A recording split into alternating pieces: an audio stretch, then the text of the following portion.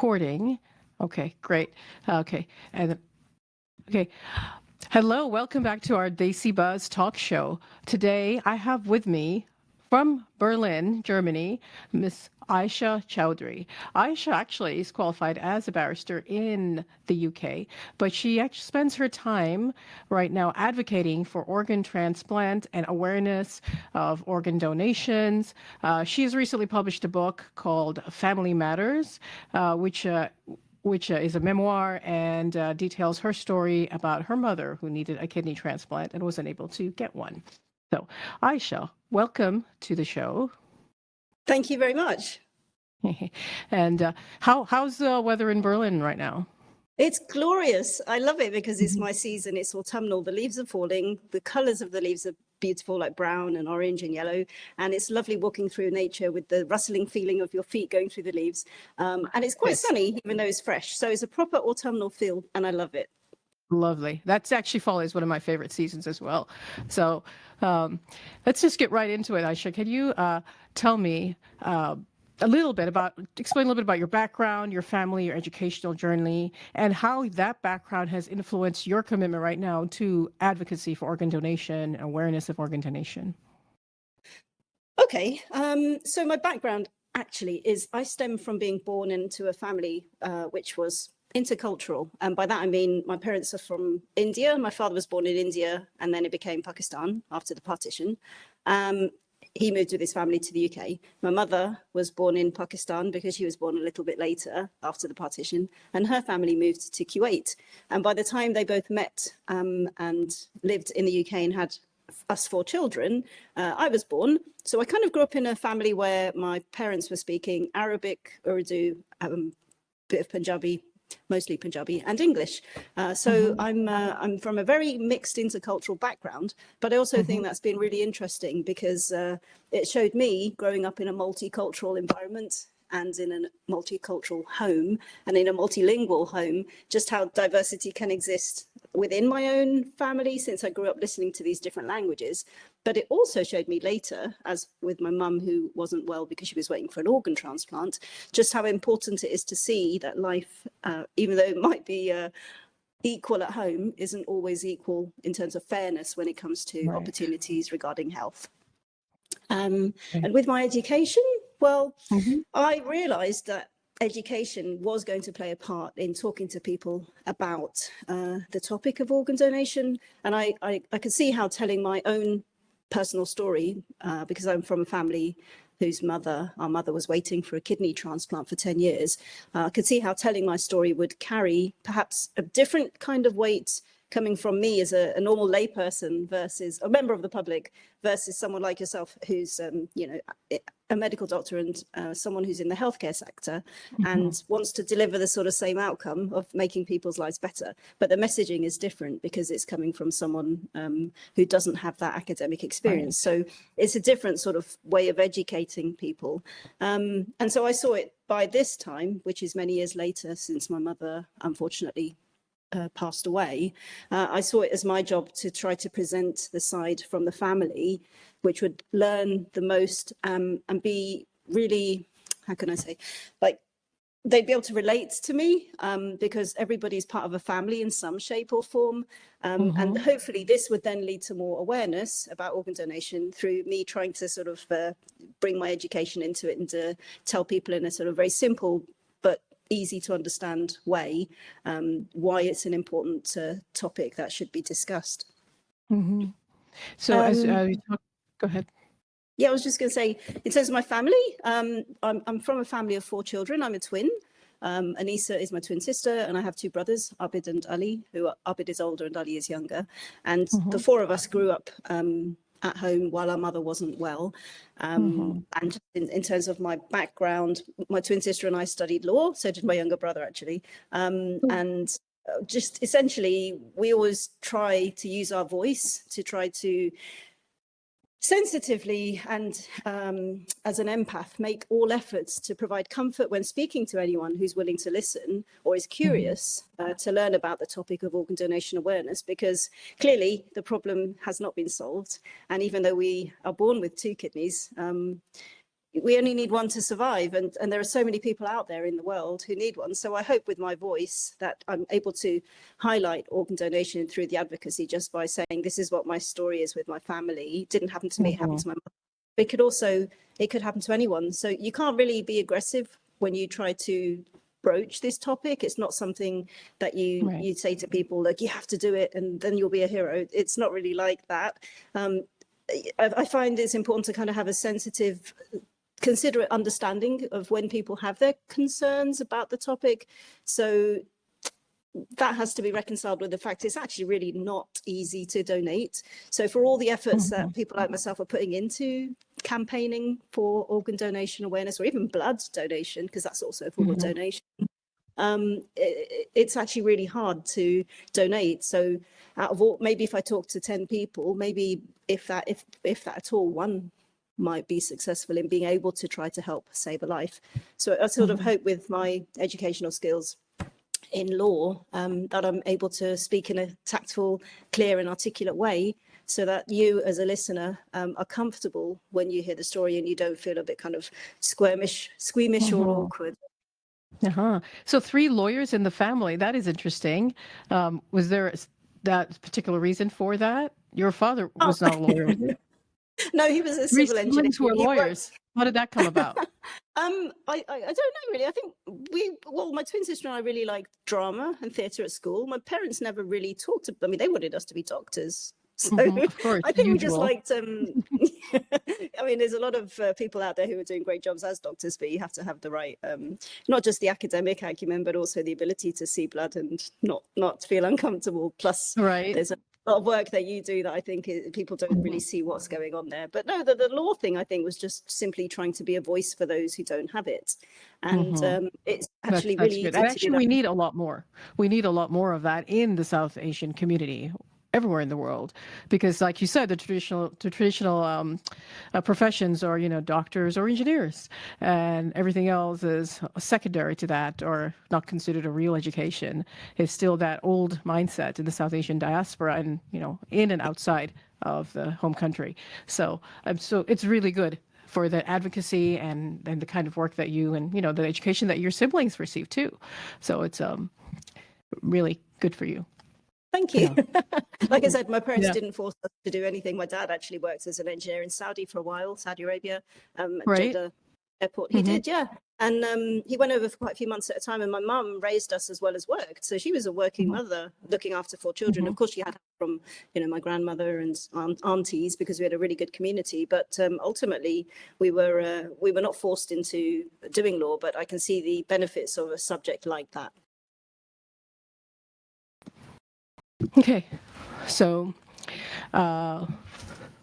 we were talking about more just really sharing your voice and being a voice for the South Asian community, not just in this, I think in many other things. As you have raised awareness about this, like the personal experiences that inspired you to advocate for organ donation, and how old were you when you even started, really thinking about this?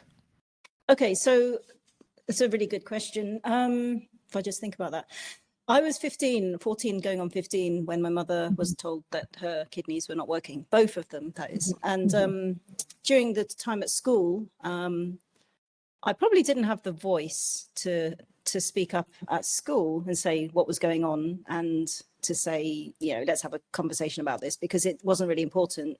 And also, I just didn't know what to say.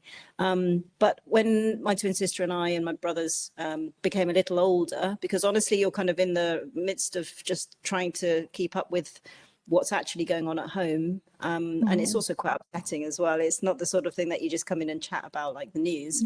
When I say upsetting, it's because you can see what's happening to your parent, and that it's not always going smoothly. Sometimes it did, but sometimes it didn't. So I think mostly our advocacy became more prevalent when we were a little older, and probably left school. And my twin sister had a choir called the Kidney Choir at university. She formed one just to try to raise awareness, talk about the topic when people came to watch concerts. And I personally talked to people, but I didn't really do much until actually my mother passed away. And then I started to write articles in newspapers like the Times newspaper or just London newspapers. And as I started to write my book, I then, found it very, very easy for some reason to be invited to podcasts or give talks and to say to people there's a personal story in the book, but actually when people say, can you come and talk, then it leads to questions and answers, and that's very easy. So I'd say it was, probably around 18 It or obviously 19. gives you because you have the authentic experience and the platform from which to speak. Right.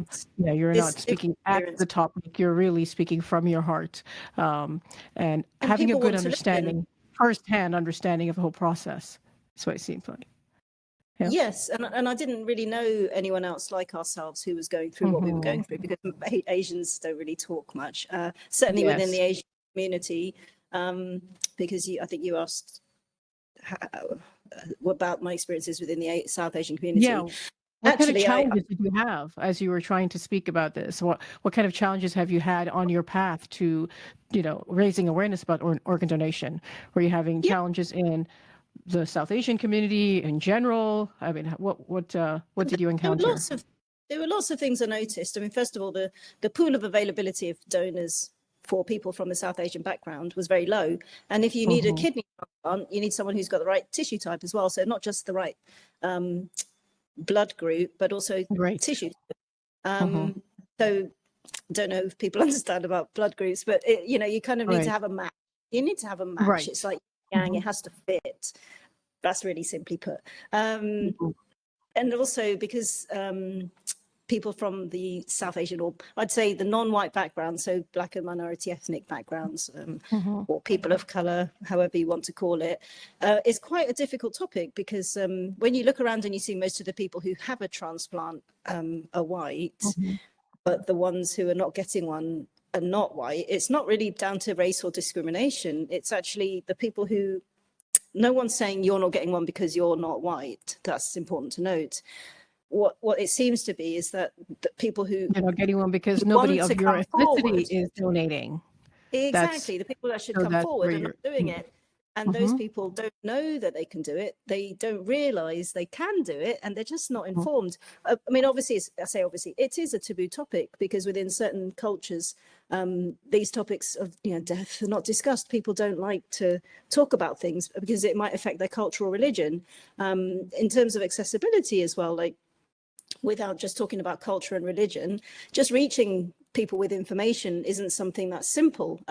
There's lots more campaigns going on globally. We have Organ Donation Awareness Week, which is fantastic, and there are projects going on during that time. But generally, it's not the kind of thing that's on somebody's radar that they walk out and see on a day-to-day basis. And so in terms of, like, for me, for accessibility, I've written my book in English. However, I know, because I'm from a South Asian background, my father, as I said, grew up in India and then Pakistan and the UK. My mother was then from Pakistan, grew up in Kuwait. So you've got different languages. So I thought, okay, if I want to reach these people, then one of the challenges I had was, how do I get them to read what I'm talking about if they can't actually read it? Like, English may not be someone's first language. Certainly a lot of aunties and uncles I met who could speak to me in Punjabi or Arabic, but couldn't read English. So what I've been trying to do for accessibility is actually to get the book translated to Arabic, Urdu, Punjabi, and Hindi, because it's not about me, it's about me trying to reach others. And that's what's really important, is so that the message I'm trying to deliver is understood. It has to be accessible. So that's actually one major challenge I've faced. What I also found interesting when I was writing the book was I was trying to get some local sponsors to try to help get the book published, because I had a very small print run of 100 books done for my book launch in May this year. And it was actually people from the Black community and the Hindu community that came forward and said, can we make a donation or can we sponsor? Because we think this is a really important topic. I know. Thank you. And then I found, after getting feedback from people, because I only had 100 copies printed, I had someone from New Zealand who said, I want to take some back to New Zealand with me because of the Maori community. And I was like, wow, this is like, it's wider than who I think about. But it's basically, you need to find someone who's preferably from a similar background to you in order to make an impact. And I don't know I only know what I know. But when someone says to me, oh, it would be useful for the Aboriginal community or the Maori community, that just makes me get goosebumps, because that's not Right. just then the non-white community. That's even Yes, it's wider the than you were minority. thinking, and you're realizing that your work is having an impact, a ripple effect, more so than you were even imagining, Yeah, right? That's and that's the amazing. thing.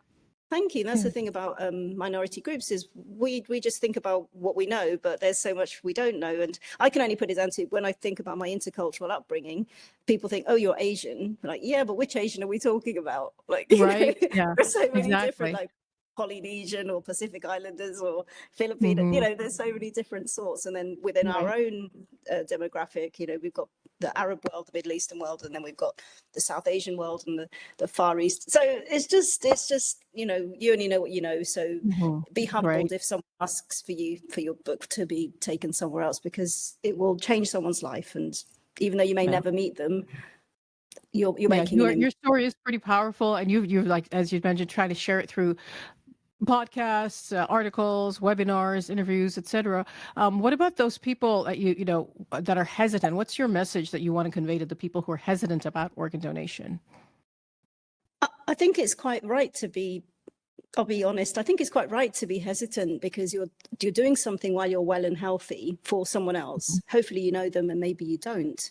Hmm. But we know that if you're not forced into something and you don't wake up and find your organs gone, because that does happen, one can't guarantee that a medical procedure will go smoothly 100%. So I always like to be transparent, and not to say it won't go well, but be realistic. So hopefully, given that most of us probably watching, or most of you probably watching, are probably in a first world country where things are regulated, Hmm. then I would say suspend disbelief.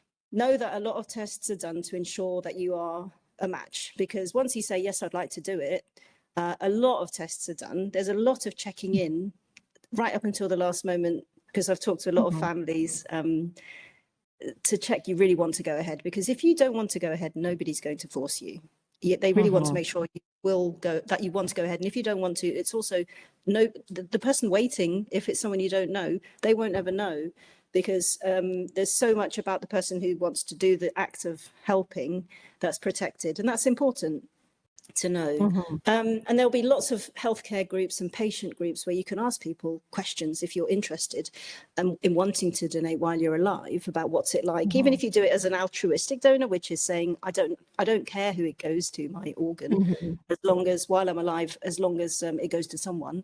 You Right. can also, you can talk about what happens when you decide to donate after you've died. So if you're worried about your family because you won't be alive anyway, then those Right. questions can be addressed. And What also, I was the think cultural perspective? What did you find?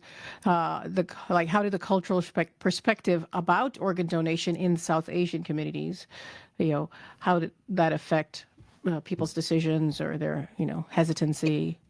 it definitely does. So culturally, it is a taboo topic. People don't like talking about death. If you know that Hmm. you're helping someone, obviously it's not always about what religion you come from, but it does make a difference.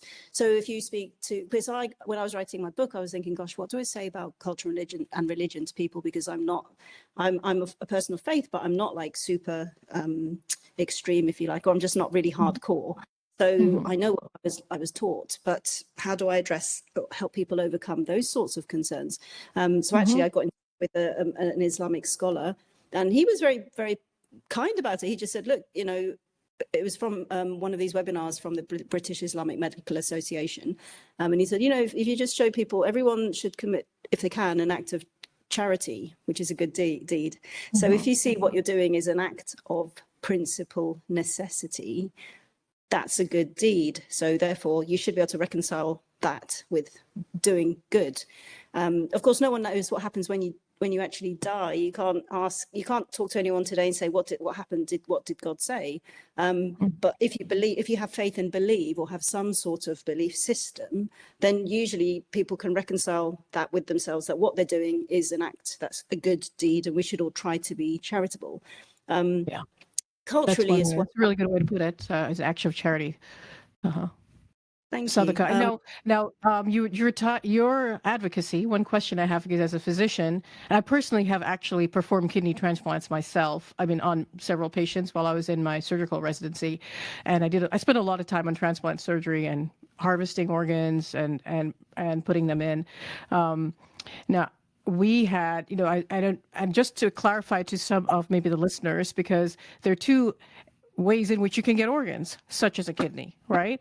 So there's a LRD, the living related donor, or like a living transplant or a living donor transplant, versus not a cadaver, but somebody who's brain dead and whose organs are going to be used because they've effectively died, but they're still on life support. So those are the two big categories. Did you notice any difference, or was your advocacy primarily geared towards those who are living donor transplants? So, like you said, the two kidneys, one giving up one of them.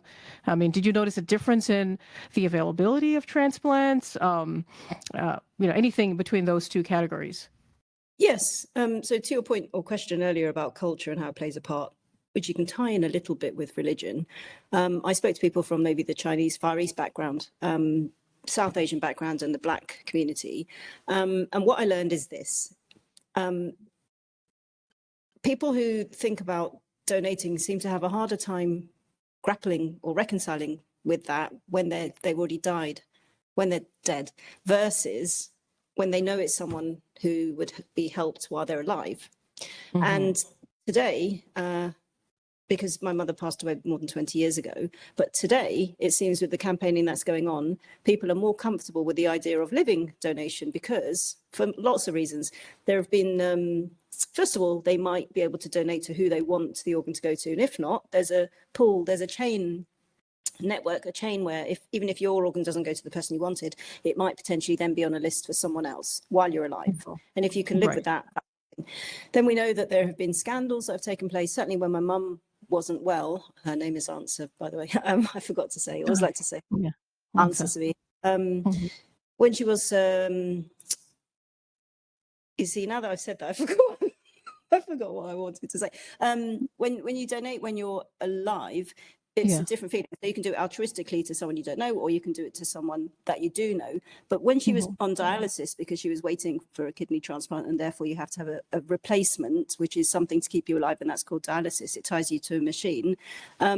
Most of the people who are on dialysis expect a kidney to come along. But if it doesn't come along, they're just stuck on it, really, the whole time.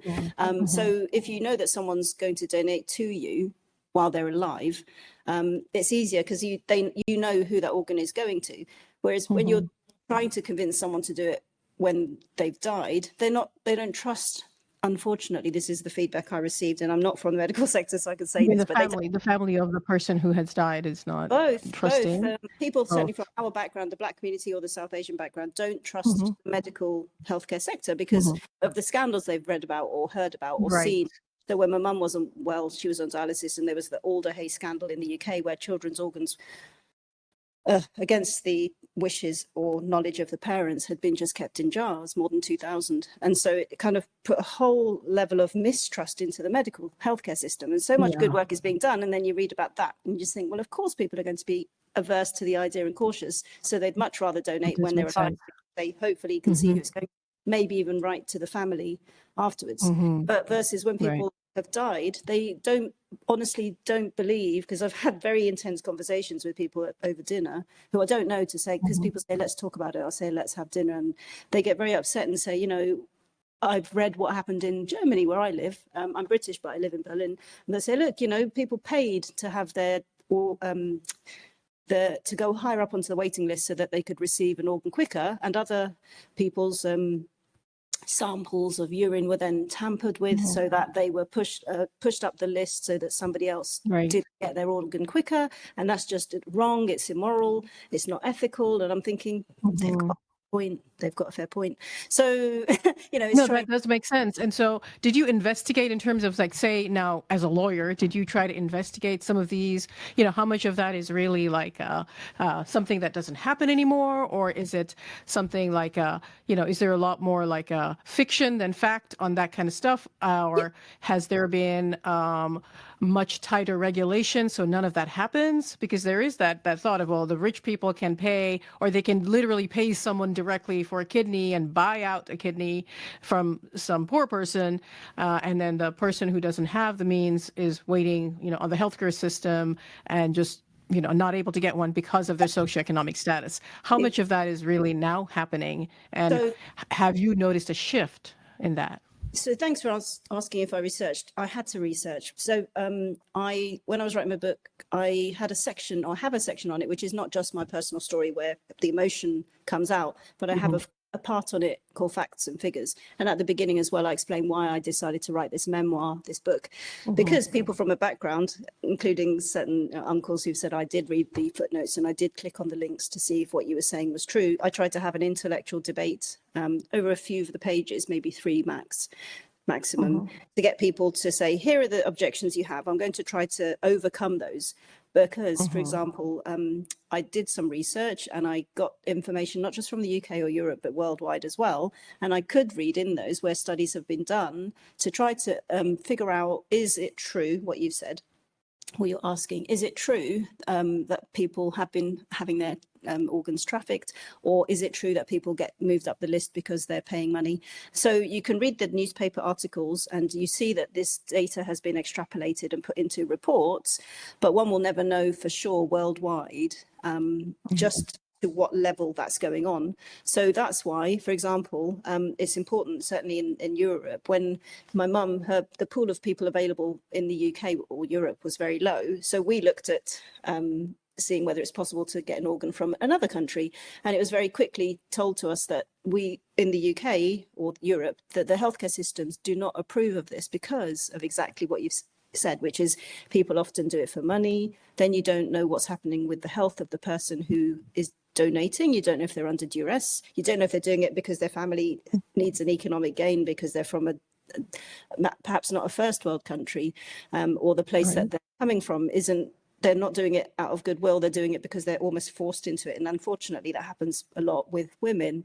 So because they're not considered to be of the same equal level as men. And so actually, it is a problem. There are no official statistics, but there are lots of reports. So there is lots of news articles, but not enough data to say, look, this is exactly how many cases we've got of it. But you can certainly read, like in my book, there's certainly a link to one of these articles where you can read about that.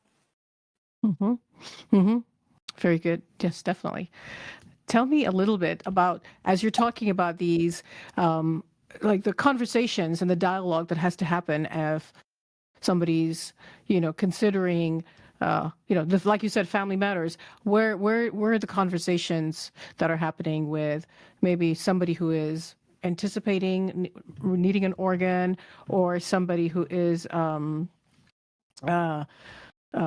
like, if there's a family that's thinking about, well, should we not donate our dying family members' organs, right? Should we consent to this? Or the person who is, say, on dialysis or on whatever end-stage liver disease, and they need an organ, and for them to say, do I want to accept or not? These conversations. Can you tell me a little bit more about, like, what the difficulty is that you found in having those conversations, and whether it's different in certain communities versus others? And then really, how do you see that these conversations can be more normalized? These dialogues. I think if you're honestly actively thinking about trying to help someone, then it means you already have the intention there and the mindset there, and it's a question of getting information that's accessible to you correctly. So if you're hopefully in a part of the world, because my book seems to have reached people in South Asia or the Middle East or Australia or different parts of the world, and in terms of how to make the conversation really normal, the simplest, easiest way to do it actually is just go to a community event and talk to someone who's been through what you would like to help someone with, which is they've received a donation of some sort. So it could be an organ, it could be blood, it could be stem cell, it could be tissue. And there are so many different ways of doing that. But if you just go to an event, a community event, and meet someone, then you can ask them what have they been through, and they can tell you what their experiences are. If you, that's literally talking to someone, as they say, from the horse's mouth, you can hear it, what their experience. Of course, you can do it many other ways, which is listen to the radio, watch things on social media or in the news with reports, look online, because of course every healthcare organization usually has a department that deals with this. They have patient family advocacy groups that try to bring the information together for members of the public. And people often say, oh, there's just not enough information. There are no leaflets. If I go into a room, it's a very pale room. And so my answer to that is there is so much information out there. It's not necessarily in the country we're living in. It is in the country I'm living in, and in Europe it is. But if you find it isn't, but you'd like to do it, you just have to find a way to get informed. And if you have accessibility to usual modes of information, then you will find a starting point. And if you're not sure, just email me and I can put you in touch, because I do have that. I have people saying, I want to come and on vacation with someone dialysis, but I'm coming from the US, and of course you have to have a dialysis center. Can you help me? So it's not quite the same as I want to donate. How do I do it? Because you have to do it within the laws and regulations of where you're living. You have to do it within your jurisdiction. Exactly, Yes, exactly. Which is why, even though I advocate for organ donation awareness, I'm never going to say to someone from another part of the world, you can get paid for doing it here, because it just doesn't fly. Right. Maybe it does in their part of the world, Right. but it doesn't in where I am, because we're a civilized society, and we never tried. No one shouldn't be forced into doing anything, certainly not for a monetary gain. Not to say it wouldn't.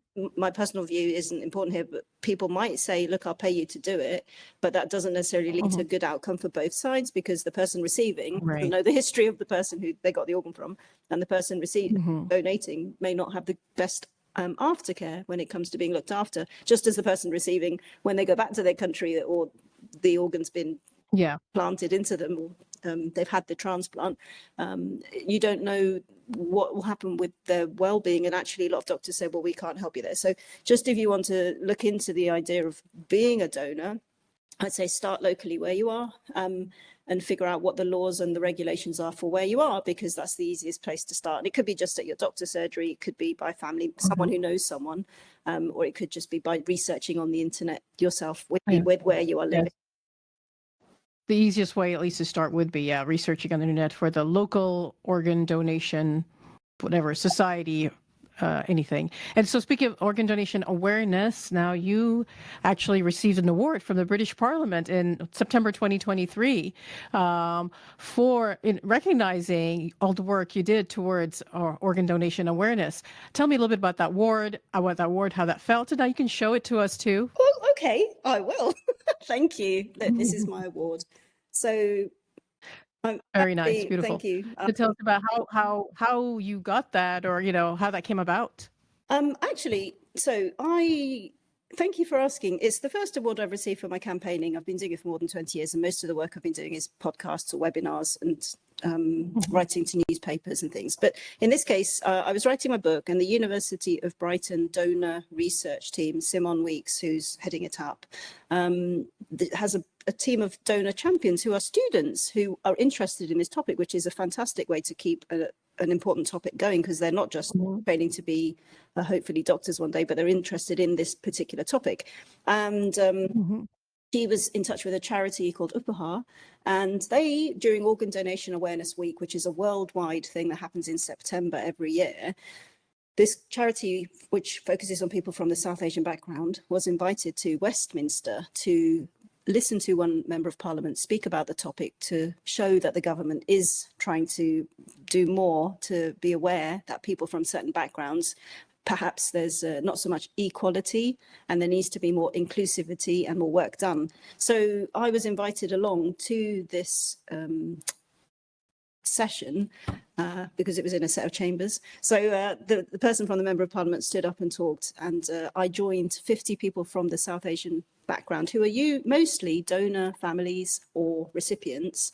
And actually they also had the DKMS, which is a blood donation organization from Germany, but because a lot of people who receive transplants are not getting them just from the country they're in, they have a network where organs are exchanged. And because of my book, they'd read it and they said, they invited me to join, and because I've been volunteering and campaigning about this topic for a long time and advocating for it. But it turned out I was the only person who was there who came from a family who has a lived experience that had not, has not had a successful outcome, because my mother did not receive the transplant. And the reason I was invited along was because I am the only person that they know like that who can speak about the topic and say, isn't it great when you do receive a transplant, but look at how difficult it can be when you don't, because look at the lives of so many people. That's a very powerful message, powerful story coming from you. Thank you. And that's why I believe, even though for my mother it was too late, that I think that they invited me along to say thank you for doing what you're doing, because it is a difficult topic, because it wasn't a good outcome. It just makes me like get goosebumps like right up to the top of my head right now. But it gives you a dose of reality. Yeah. So it's like, even though it was too late for my mother, it's not too late. And it just shows it can happen to absolutely anyone. So the event took place in September 2023 at the British Parliament for my voluntary work. The charity was invited to celebrate Organ Donation Week. There were 50 attendees. I met donor families and recipients. I listened to this member of Parliament who acknowledged more work needs to be done amongst the South Asian communities.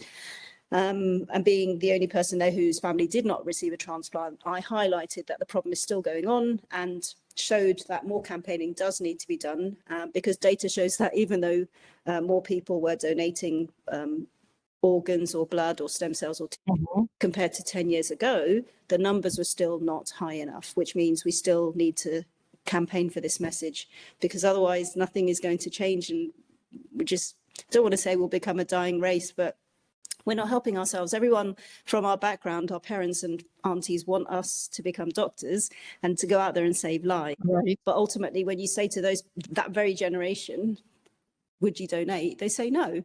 And I just don't understand, because if you don't want to do something to improve the betterment of society and your people, I don't understand how people can say no, because surely that can only be good if you're a person of faith or spiritual. How can that be bad? So that was the message I gave when I went there. So that was, as we close up, I have a couple of final questions for you. One, with my interest as a medical doctor myself, how, in terms of on all of your work, how did you, or did you have any issues with maintaining your health, your physical, mental, emotional health, keeping that balanced? Did you have any challenges health-wise for yourself? And then the second question is, what is your personal mantra for success?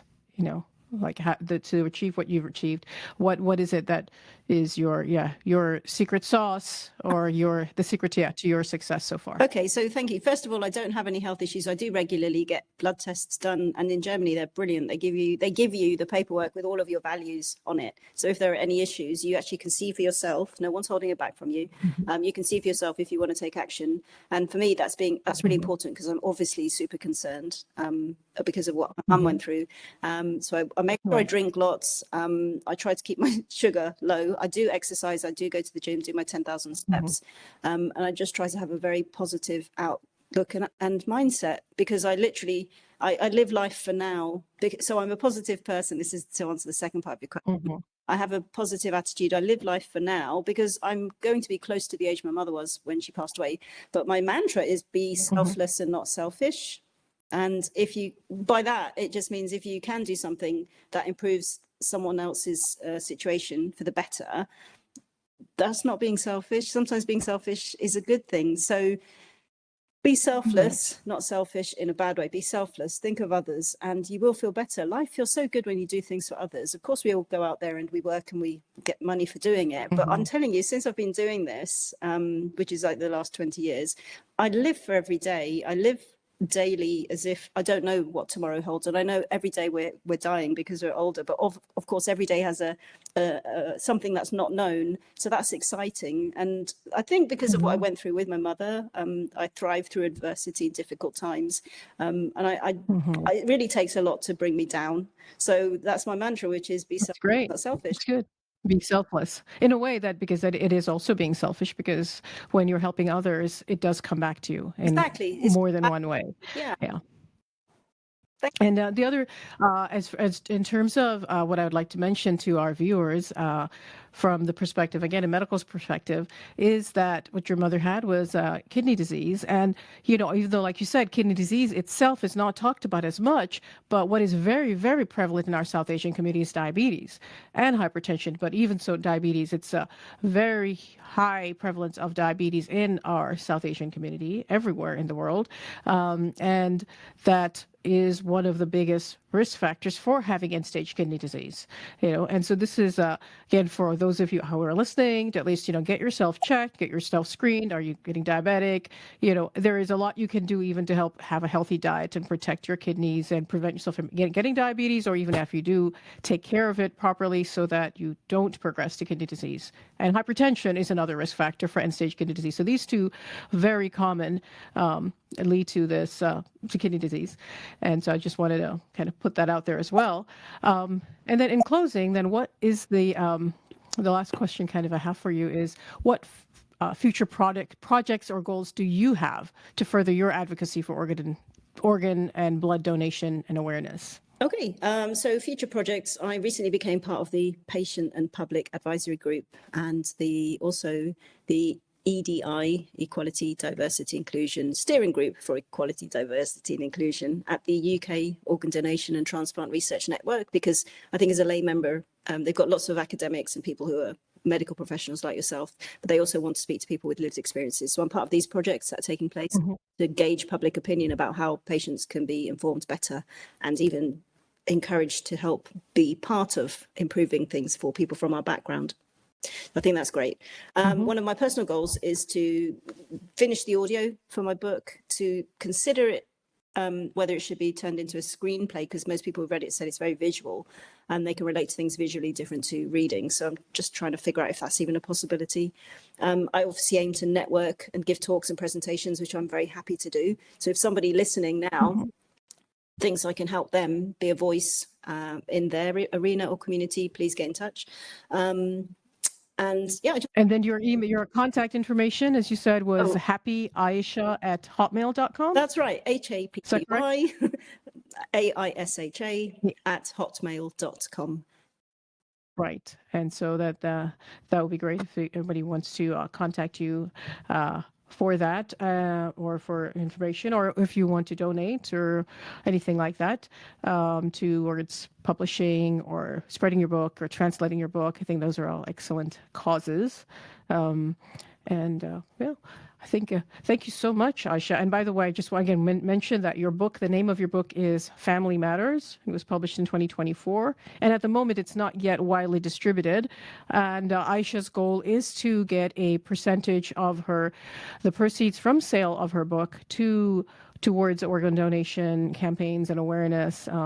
So I wish you all the best in that. And hopefully people listening will be able to take this and spread this further and maybe contact you about help in translating into other languages. And I hope that this project, you know, continues to expand and have a ripple effect and impact many lives. Thank you so much for the invitation. Thank you so much. I really appreciate it. Because I love the name of the Desi buzz because it is exactly where I'm from.